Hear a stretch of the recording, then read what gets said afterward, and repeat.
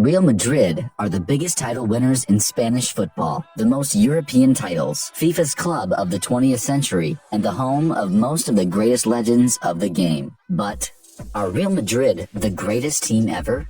Let's see what makes Real Madrid the greatest. The greatest player in Real Madrid's history might be the toughest pick ever. Of course, Cristiano Ronaldo is their greatest ever goal scorer, and the Galacticos of Zidane, Ronaldo, Figo, Roberto Carlos, Raul, and company are more than great enough to make a case for themselves. But let's be honest, only one name is synonymous with Real Madrid's greatness. Alfredo Di Stefano is the man who changed the history of Real Madrid and is regarded to this day as one of the greatest footballers of all time. With his 300 and so goals, Real Madrid won 5 European Cups in a row and 8 Spanish league titles. Di Stefano is Real Madrid's highest El Clasico goal scorer with 18 goals, behind Messi's 26. He became an honorary president of the club and their secondary ground is named after him. The greatest flop? This one is even harder to tell. Real Madrid's transfer policy over their history has been to have the best and most expensive players in their squad. So, how do you measure a flop?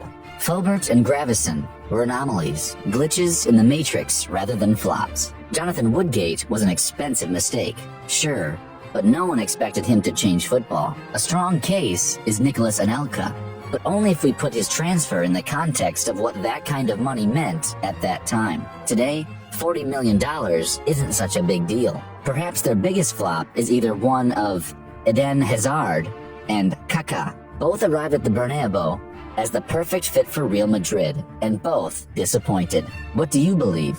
Who's the biggest flop in Real Madrid's history?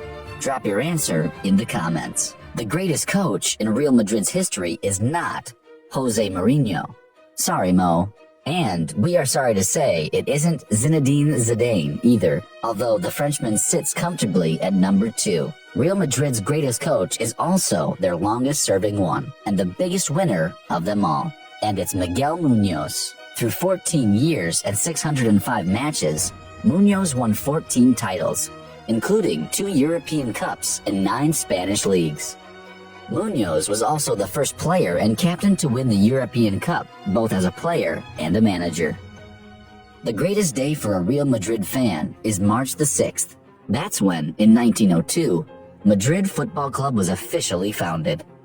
The exact origin is disputed to this day, but all agree that the club originated from La Sociedad, a football society created by academics and former graduates of Cambridge and Oxford, where the game of football was growing in popularity. The Real moniker, meaning royal, was a title bestowed to them by King Alfonso VIII, and so Real Madrid came to be. A title lost during deposition of the king, the inauguration of the Second Republic, and the Spanish Civil War. The greatest color for Real Madrid is white, plain white, both on their jerseys and shorts. And it's been like that since day one. The white kit was established since the rules of the club were redacted. The socks were black, and they would also wear blue hats, similar to berets, which protected footballers when heading the rough balls from back in the day. There was one season in 1925 where Real Madrid wore black shorts. Real's defensive pairing of Escobar and Caseta traveled to England, impressed by the team Corinthian FC, who wore white shirts and black shorts. So they insisted on replicating it. But 2 decisive losses in that season to FC Barcelona gave the black shorts a reputation for bad luck and retired them. The greatest place for a Real Madrid fan is not the Santiago Bernabeu. Their current ground opened in December of 1947, but the Cibeles Fountain is in the heart of the city of Madrid, and it's the place where both fans and teams go to celebrate each title win. Originally, it was the place of celebration for Atletico fans, but since Real started winning considerably more titles than their neighbors, Madridistas forced their rivals to find a new place to cheer. The greatest fans of Real are called Madridistas, a name derived from the team's city, or merengues. Merengue, or merengue, is a desert that's completely white in color, like the team and its kit. The term was used as a nickname for Real Madrid and popularized by Matthias Prats Cagnetti, one of the biggest and most popular football commentators in the golden age of radio transmissions. The greatest rival of Real Madrid is FC Barcelona. We all know this. El Clasico is the fiercest rivalry in Spain, one of the top matches in the world. A game that goes beyond the pitch and into politics, and one that Madrid leads by 4 matches. Besides their hate-hate relationship with Barcelona, Atletico Madrid is their local derby, but beyond the borders of Spain, Real have more than one enemy.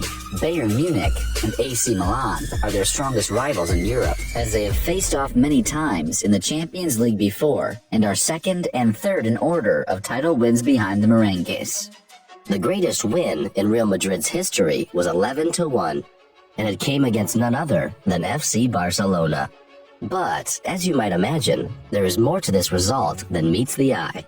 It was the return leg in the semifinals of the Copa del Rey, then called the General's Cup. The General, of course, being Franco, the bloody dictator of Spain at the time. FC Barcelona had won the first leg 3-0, and this sparked outrage in Madrid. A campaign started right there, calling for Real Madrid fans to defend their ground and make the visiting Catalans feel hell on earth. Barcelona's team felt alone and in danger, even more so when the director of state security visited Barcelona's dressing room and reminded them of the general's generosity in letting Catalonia back into the fold of his regime. While no specific threats were made, and the story got bigger and bigger, Barcelona were effectively psyched out of the game, and by the halftime whistle, they were losing 8-0. FCB's president at the time, a Franco loyalist, resigned once the humiliated team was safely back home. But the 11-1 victory against their eternal rivals remains Real Madrid's biggest win. The greatest song for Madridistas is Así Gana el Madrid. This is how Madrid wins. The song originated in the 70s and was used against them, sung in matches to point out dubious calls from referees regarding penalties, red cards, and offsides. It spread like wildfire in away stadiums, but Madridistas took a lesson from Tyrion Lannister's book. Let me give you some advice, bastard. Never forget what you are. The rest of the world will not. Wear it like armor, and it can never be used to hurt you. Now, Real Madrid fans ironically sing the song whenever their team wins, making them one of the most based fan bases in football. And the greatest feeling for a Real Madrid fan is winning. Being champions is their natural state. Real Madrid have to win everything they play in. As Rafa Varane pointed out, Madrid's winning mentality made him feel like he couldn't celebrate anything he won. The goal was now the next title. What do you believe? Are Real Madrid the greatest?